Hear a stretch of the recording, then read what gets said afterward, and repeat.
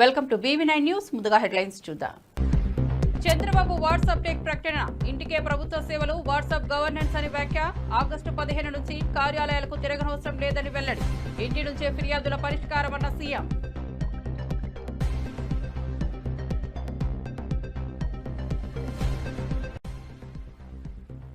మోదీపై రేవంత్ రెడ్డి విమర్శలు. మోదీపై వయోపరిమితి కామెంట్లు చేసిన రేవంత్, 75 ఏళ్ల తర్వాత పదవిలో ఎందుకన్న ప్రశ్న. మోహన్ భగవత్ మాటలు మోదీకి వర్తించవని వ్యాఖ్య.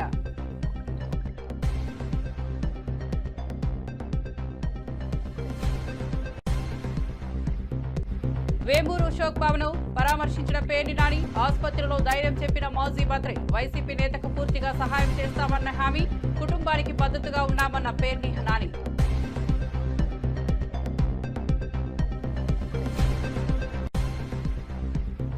ఆపరేషన్ సింధూర్ విజయాన్ని మహాదేవునికి అంకితమని ప్రధాని మోదీ ప్రకటన. పహల్గాం దాడికి ప్రతీకారం తీర్చామన్న మోదీ, మహాదేవుని ఆశీర్వాదంతో ప్రతిజ్ఞ నెరవేరిందని వెల్లడి. పాక్ ఉగ్రస్థావరాలపై విజయం సాధించామని ప్రకటన.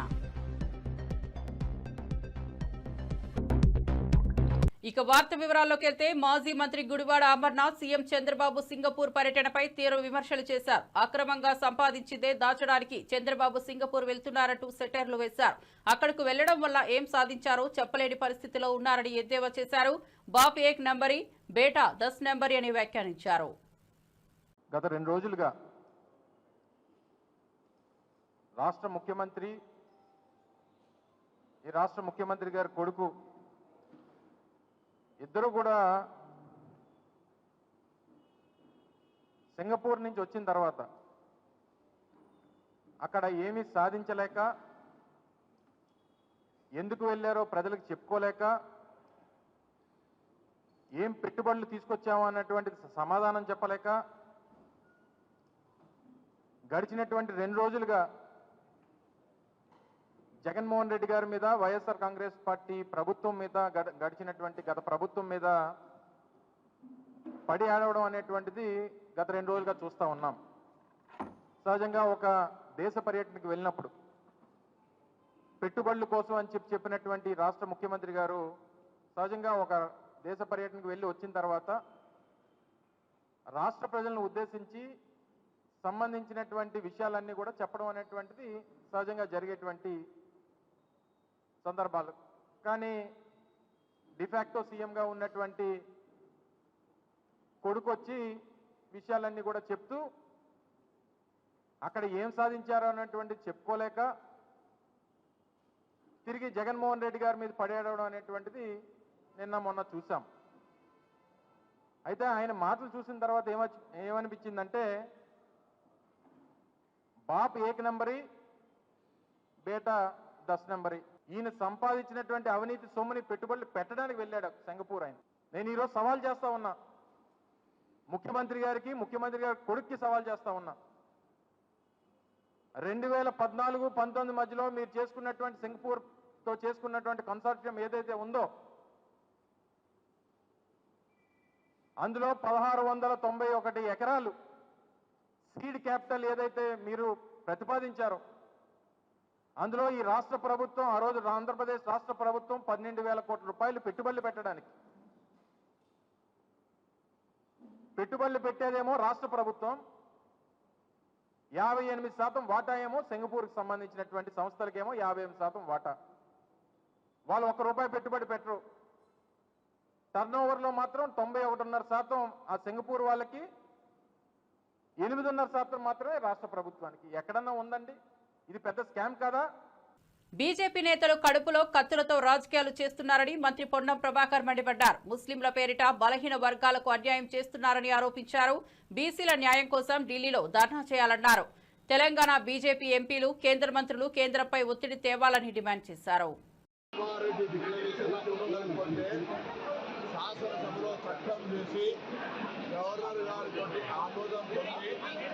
రాష్ట్రపతి గారికి పంపే దాకా న్యాయపాలన ఇబ్బంది లేకుండా, చిత్తశుద్ధి లేకుండా తోటి ఈ యొక్క 42% రిజర్వేషన్ల కొరకు మా కార్యక్రమాన్ని కొనసాగించారు. ఇప్పుడు గౌరవ రాష్ట్రపతి గారు ఆమోదం పొందాల్సిన ఈ యొక్క బిల్లుపై భారతీయ జనతా పార్టీ కడుపులో కత్తులు పెట్టుకొని అల్లుకొని బలిన వర్గాలు వేస్తూ ఉంది. శాసనసభలో మద్దతు ఇచ్చి ఢిల్లీకి వెళ్ళిన తర్వాత నేను అడ్డుకుంటా ఉంది ముస్లింల పేరు మీద. ఇవాళ కిషన్ రెడ్డి గారిని అడుగుతున్న కేంద్ర మంత్రి మీరు తప్పులుంటే సవరించి మీరు తెలంగాణకు ఆమోదింపేసి కృషిలకు న్యాయం చేస్తున్న మీరు బలహీన వర్గాల వ్యతిరేకి రామచంద్రరావు చేసే ధర్నాలో పాల్గొని మీరు కూడా బలహీన వర్గాల వ్యతిరేకిగా మారుతా ఉన్నారు. ఇలా ఆనాడు తెలంగాణ ఉద్యమం ఏ విధంగా కొనసాగిందో ఈరోజు బలహీన వర్గాల రిజర్వేషన్ సాధన కొరకు కూడా పార్టీల కన్నా ఉద్యమం కొనసాగుతుంది. మీ బీజేపీలో ఉన్న ఎంపీలను మంత్రులు నాయకులందరినీ కోరుతా ఉన్నాం. రిజర్వేషన్ అనేటువంటిది ప్రజాస్వామికంగా చట్టబద్ధంగా అన్ని రకాల సర్వేల తర్వాత చేస్తా ఉన్నాం. దీన్ని వెంటనే ఆమోదించడానికి ఈ ధర్నా ప్రజల దృష్టి మరల్చడానికి లేదా మీరు బీసీ రిజర్వేషన్ అడ్డుకోవడానికి చేస్తున్న ధర్నాగా భావిస్తా ఉన్నాం. మీరు రిజర్వేషన్లు సాధించాలనుకుంటే ఈ ధర్నా ఢిల్లీలో చేయండి, లేదా బీసీ అని చెప్పుకుంటున్న ప్రధానమంత్రిని ఒప్పియండి. కేంద్రంలో అధికారంలో ఉన్నారు, రాజకీయపరమైన ధర్నాలు వద్దు. నిజంగా చిత్తశుద్ధులు బీసీలకు న్యాయం చేయాలంటే ఢిల్లీ నాయకత్వంలో ఒత్తిడి తెమ్మని బీజేపీ నాయకత్వాన్ని మీకు అడిగేస్తాం. ప్రభుత్వం స్థానిక సంస్థల ఎన్నికలు జరపాలని కోర్టులు కూడా అటువంటి ఆదేశాలు ఇచ్చి కేంద్రం నుంచి వచ్చే నిధులు రాకున్నప్పటికీ కూడా 42% రిజర్వేషన్లతో మేము ఎన్నికలకు పోవాలని నిర్ణయించుకున్నాం. ఎటువంటి మార్పు లేదు. అందుకే భారతీయ జనతా పార్టీని డిమాండ్ చేస్తా ఉన్నాం. గవర్నర్ గారు ఆమోదింపజేసి పంపిన రాష్ట్రపతి గారి దగ్గర పనిచేసిన బిల్లును వెంటనే ఆమోదింపజేసే బాధ్యత భారతీయ జనతా పార్టీ నాయకత్వంది, బీసీఎంపీ ఐదుగురిది, కిషన్ రెడ్డి గారిది, నరేంద్ర మోడీ గారిది. ఆపరేషన్ సింధూర్ విజయాన్ని మహాదేవుడికి అంకితం చేస్తున్నట్లు ప్రధాని మోదీ ప్రకటించారు. పహల్గాం ఉగ్రదాడికి ప్రతీకారం తీర్చుకుంటానని ప్రతిజ్ఞ చేసిన విషయాన్ని గుర్తు చేశారు. మహాదేవుని ఆశీర్వాదంతోనే ఆ ప్రతిజ్ఞ నెరవేరిందన్నారు. పాకిస్తాన్ ఉగ్ర స్థావరాలపై విజయవంతంగా దాడి జరిపినట్లు వెల్లడించారు. आज मैं ऑपरेशन सिंदूर के बाद पहली बार काशी आया हूं।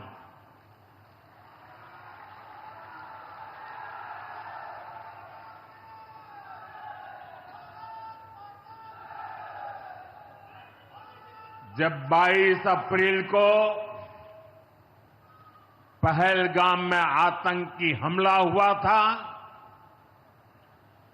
26 निर्दोष लोगों की इतनी बेरहमी से हत्या कर दी गई। उनके परिवार की पीड़ा, उन बच्चों का दुख, उन बेटियों की वेदना,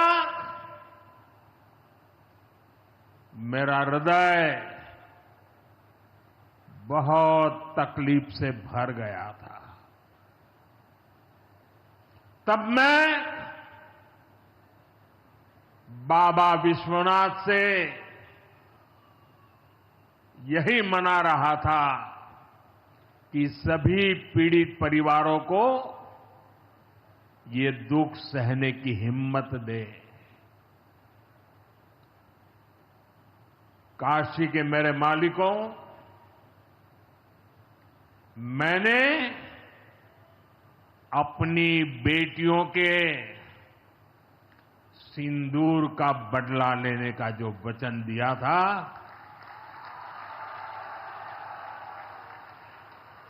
वो भी पूरा हुआ है।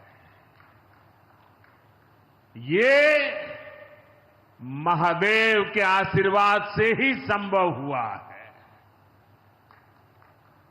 मैं ऑपरेशन सिंदूर की सफलता को उनके चरणों में समर्पित करता हूं।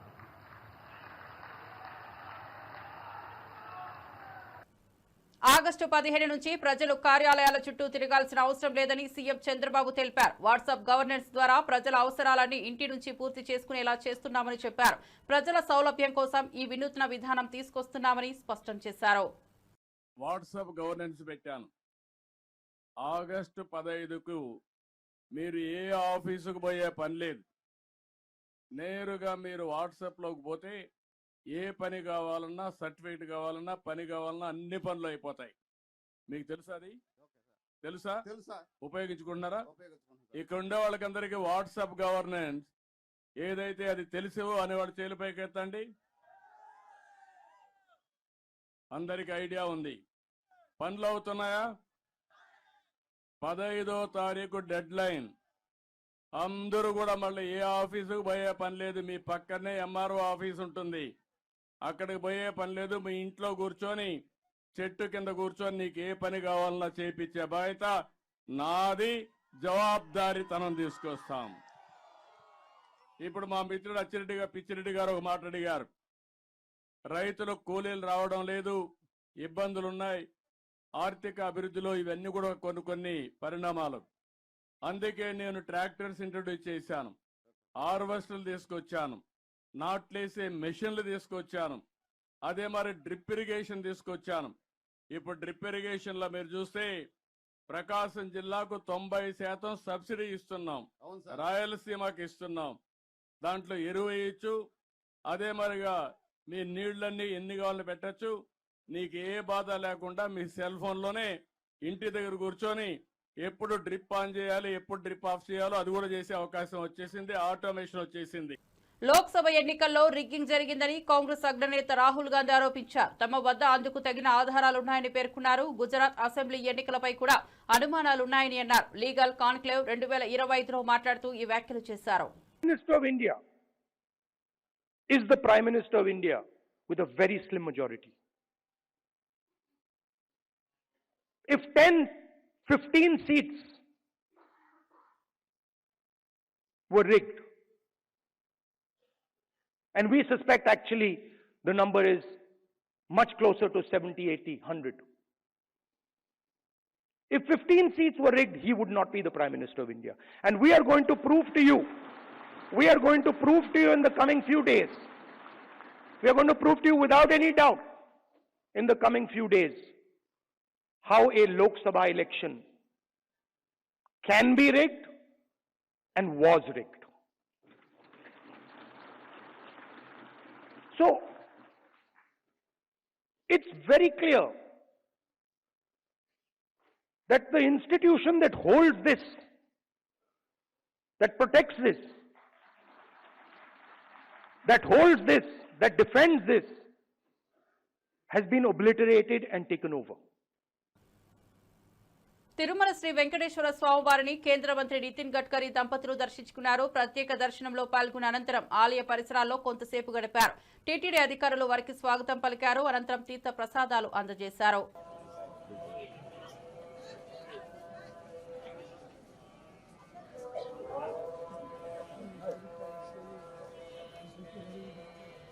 జై శ్రీరామ్.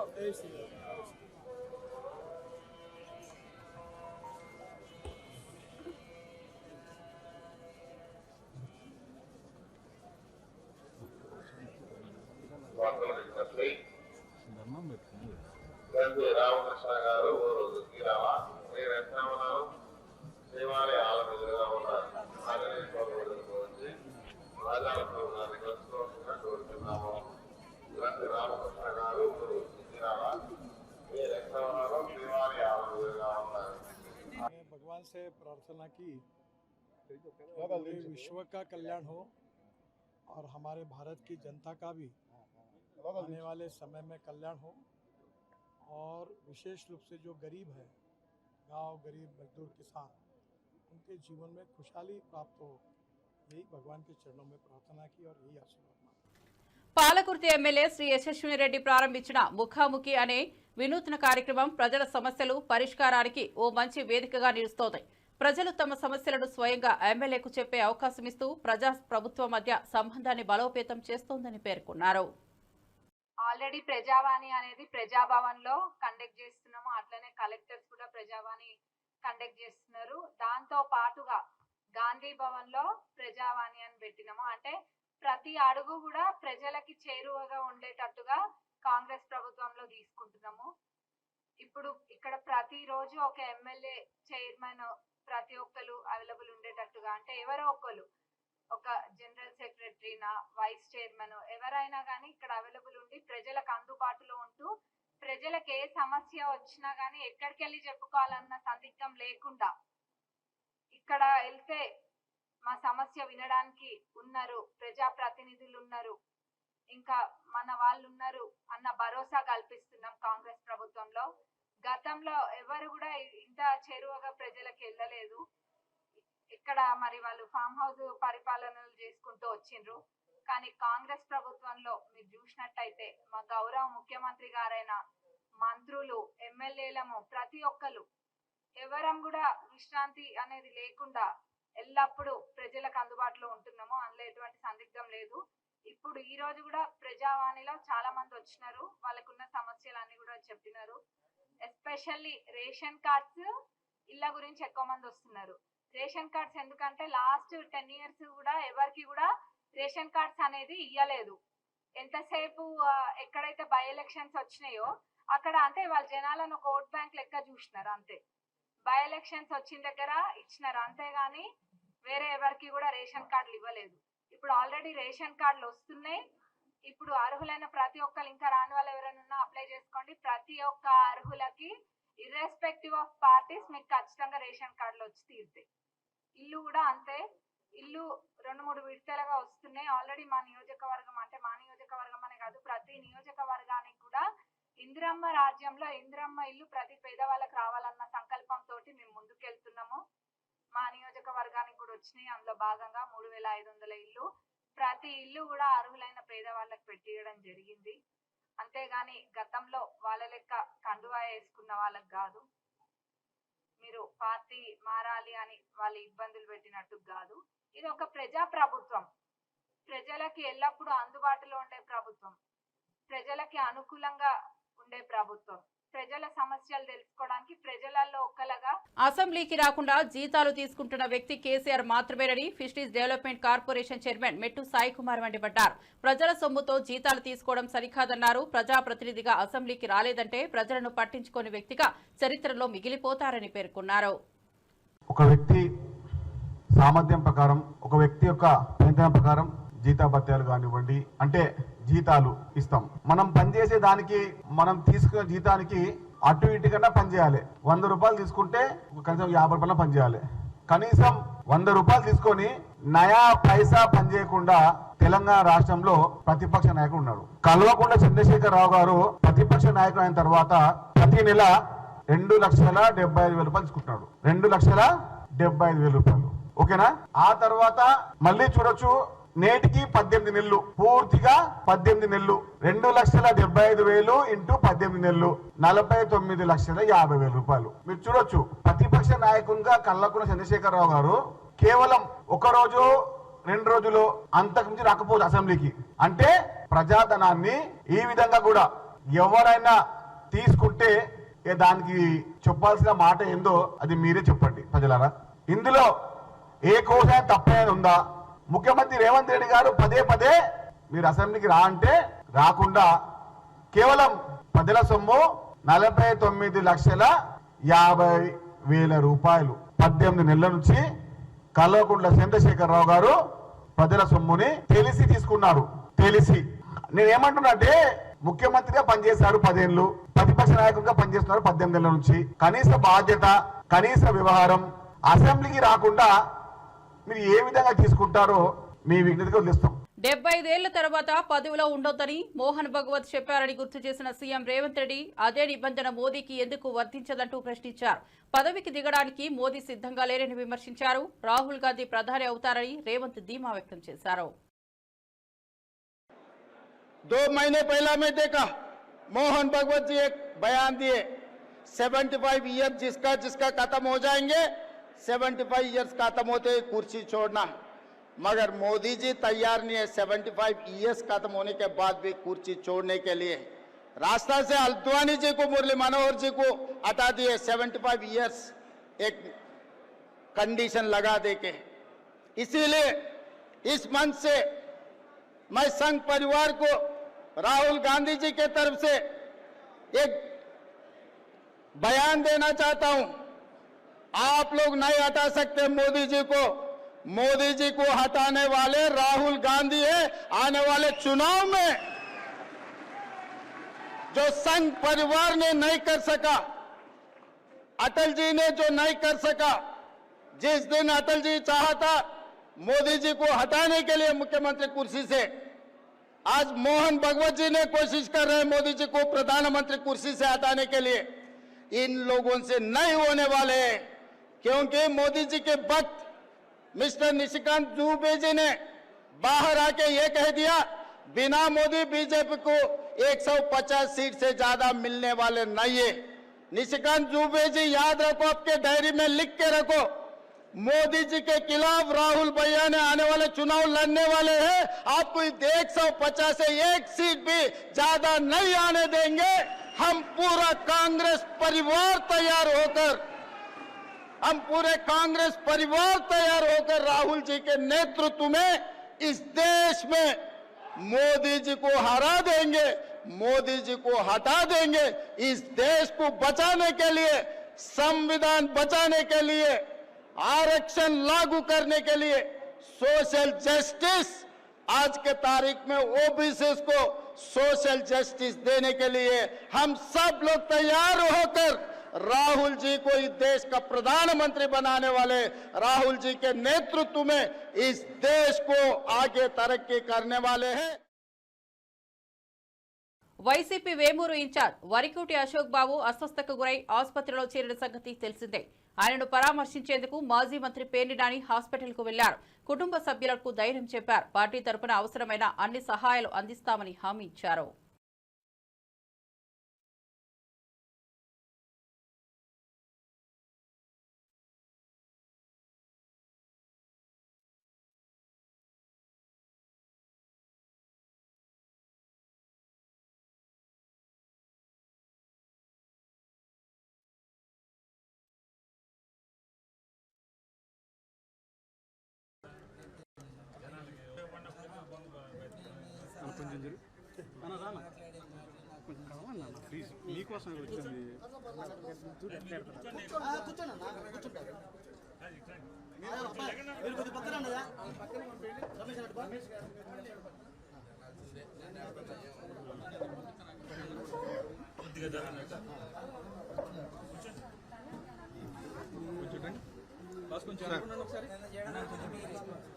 బులెటిన్ ముగించే ముందు హెడ్లైన్స్ మరోసారి చూద్దాం.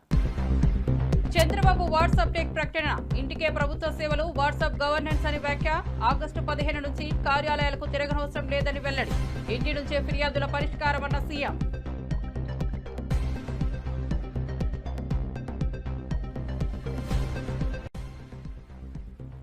మోదీపై రేవంత్ రెడ్డి విమర్శలు. మోదీపై వయోపరిమితి కామెంట్లు చేసిన రేవంత్, 75 ఏళ్ల తర్వాత పదవిలో ఎందుకన్న ప్రశ్న.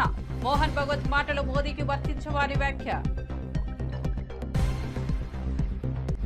వేమూరు అశోక్ బాబును పరామర్శించిన పేర్ని నాని, ఆసుపత్రిలో ధైర్యం చెప్పిన మాజీ మంత్రి. వైసీపీ నేతకు పూర్తిగా సహాయం చేస్తామన్న హామీ, కుటుంబానికి మద్దతుగా ఉన్నామన్న పేర్ని నాని.